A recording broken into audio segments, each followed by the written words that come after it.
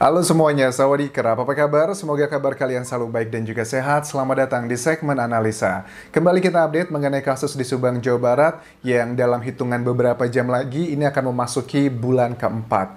Ini luar biasa ya, orang-orang yang terlibat dalam kasus pembunuhan ini, aktor intelektualnya atau dalangnya, kemudian juga eksekutor, para pelaku, orang yang membantu, orang yang mengetahui. Ini rencana mereka tidak bisa dipandang sebelah mata. Walaupun di awal-awal kasus ini muncul, terjadi di 18 Agustus 2021, banyak masyarakat menilai dan juga dari keterangan dari tim kepolisian pada saat itu dari Polres Subang, ini kan kesannya kayak kasus yang domestik gitu loh, kayak kasus yang kriminal murni gitu. Tapi kan pada kenyataannya kita ikuti kasus ini 4 bulan ini adalah kayaknya agak sedikit kecil kemungkinan kalau ini hanyalah kriminal murni.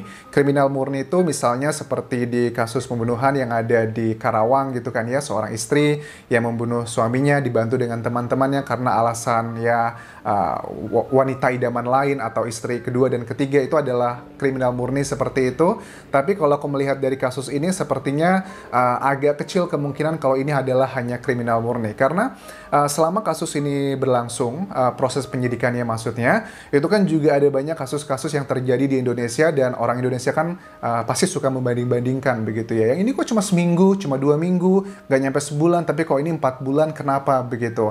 Adalah hal yang wajar karena kan yang menangani kasus ini dari Polres Subang, kemudian Polda Jawa Barat, bahkan juga dibantu dengan berbagai tim ahli yang dimiliki di Mabes Polri juga sepertinya belum menemukan siapakah tersangkanya.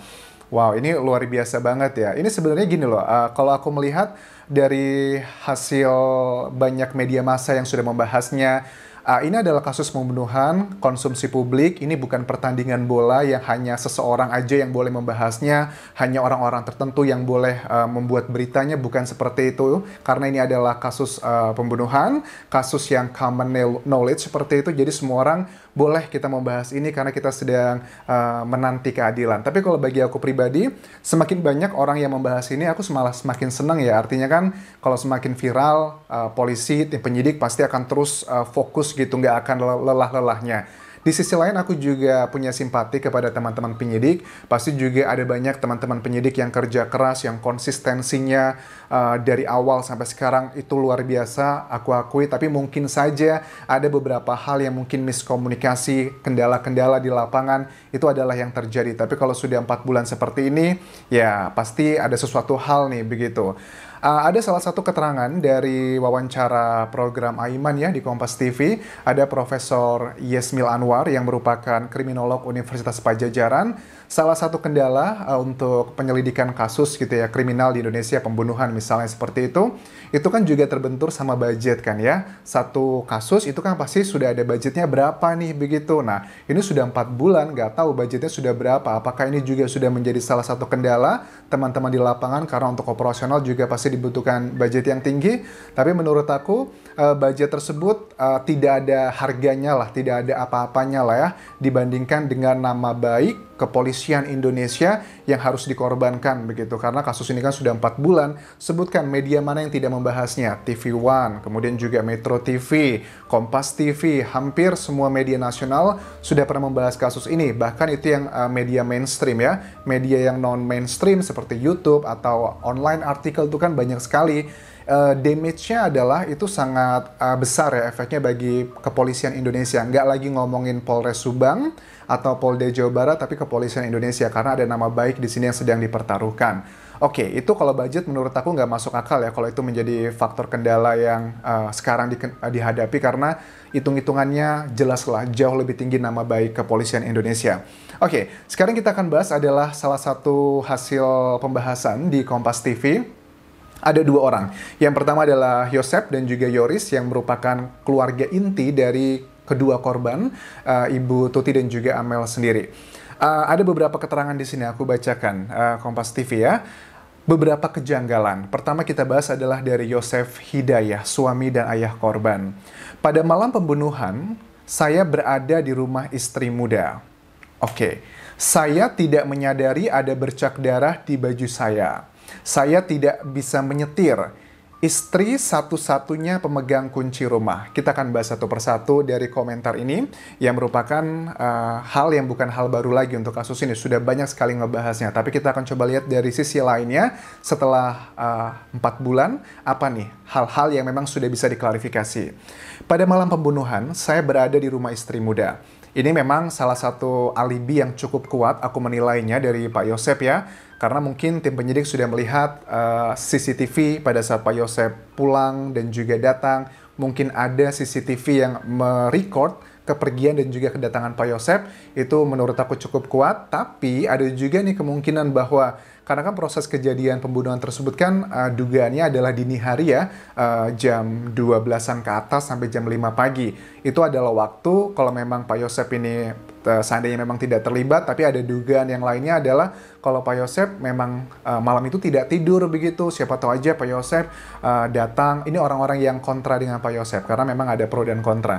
Bagi yang pro dengan Pak Yosep pasti percaya Pak Yosep tidur malam itu, tapi bagi yang kontra, mereka berpikir pasti bisa aja nih Pak Yosep pada saat jam 12 malam ke atas memang benar terekam di CCTV, tapi bisa aja nih Pak Yosep nanti pada saat malam-malam itu orang-orang yang curiga dengan dia gitu kan ya, ini Pak Yosep melewati tempat-tempat atau lokasi-lokasi yang tidak ada CCTV-nya. Itu adalah dugaan yang kontra. Tapi dugaan yang pro, sudah jelas dong ada CCTV yang merekam kedatangan dan juga kepulangan Pak Yosep. Tambah lagi dikuatkan dengan keterangan istrinya, Ibu Mimin. Kemudian juga ditambah lagi dengan keterangan penjual serabi yang lokasinya tidak jauh dari rumahnya Pak Yosep dan Ibu Mimin. Itu adalah hal-hal yang ada pro dan kontra. Jadi aku bahas kedua-duanya. Karena kan memang dari awal sampai sekarang Pak Yosep ini kontroversinya di media massa masih terus berkembang. Ada yang pro, ada yang kontra. Oke, itu yang pertama. Yang kedua, saya tidak menyadari ada bercak darah di baju saya. Nah, ini juga salah satu hal yang sangat kontroversi yang dihadapi oleh Pak Yosep. Bercak darah ini kita sebenarnya belum paham banget ya, apakah bercak darah ini yang ada di pakaian yang dipakai Pak Yosep, ataukah ada yang di pakaian Pak Yosep yang tidak dipakai tapi berada di lokasi kejadian.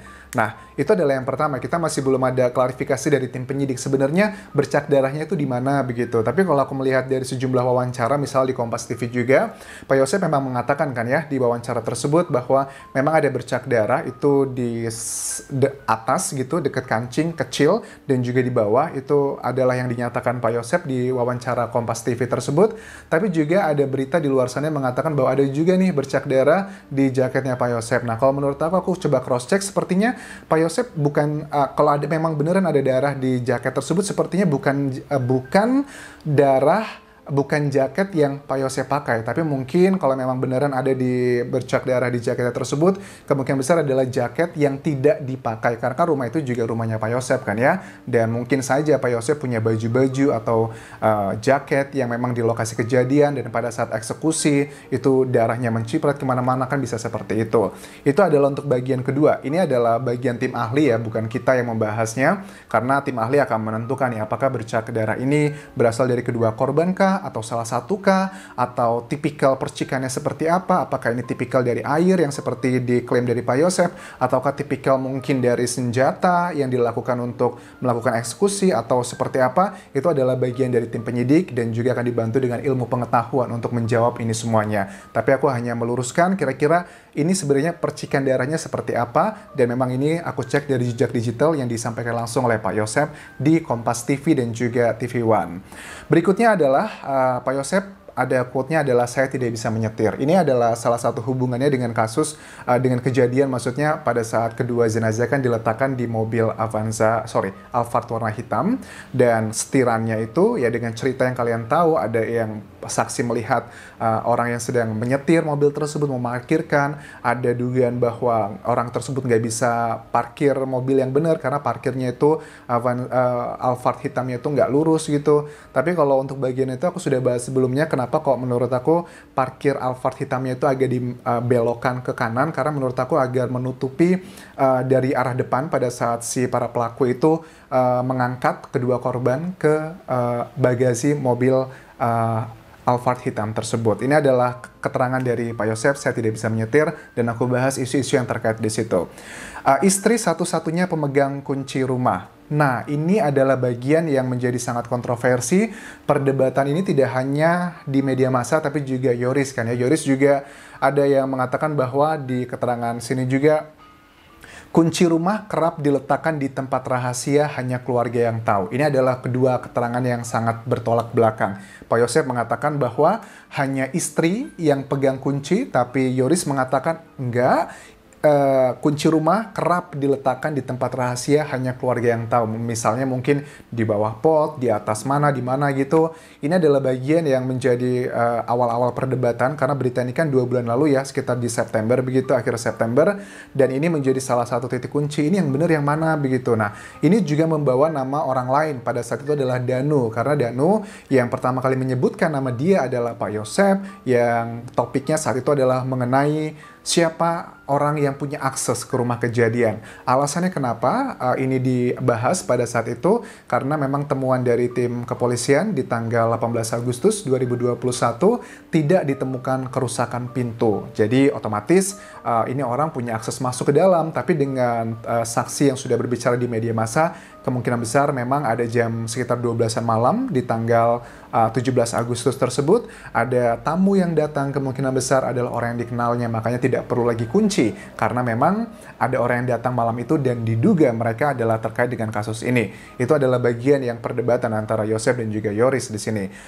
Kemudian pernyataan di sini, almarhum ibu hentikan pembagian keuntungan yayasan kepada ayah. Nah, dari sini pun dari Kompas TV kita tahu ya bahwa Yoris itu menyatakan pada saat diwawancara Aiman, di situ dinyatakan bahwa kedua korban yang merupakan juga pengurus di yayasan yang mereka miliki, mereka itu gajinya semuanya double digit ya, sudah di atas 10 jutaan lah, termasuk juga dengan Yoris begitu.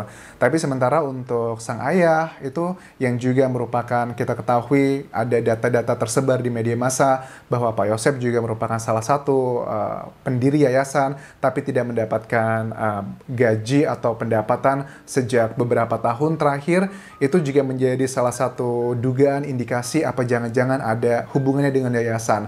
Awal kasus ini muncul sepertinya bukan cuma media massa dan juga masyarakat yang yakin ini adalah kriminal murni begitu, tapi ternyata kan setelah tapi juga kan tim kepolisian dari Polres Subang awal-awalnya kan sangat terbuka, mereka percaya bahwa akan segera terungkap, tapi kan 4 bulan kita belum tahu hasilnya siapa aja.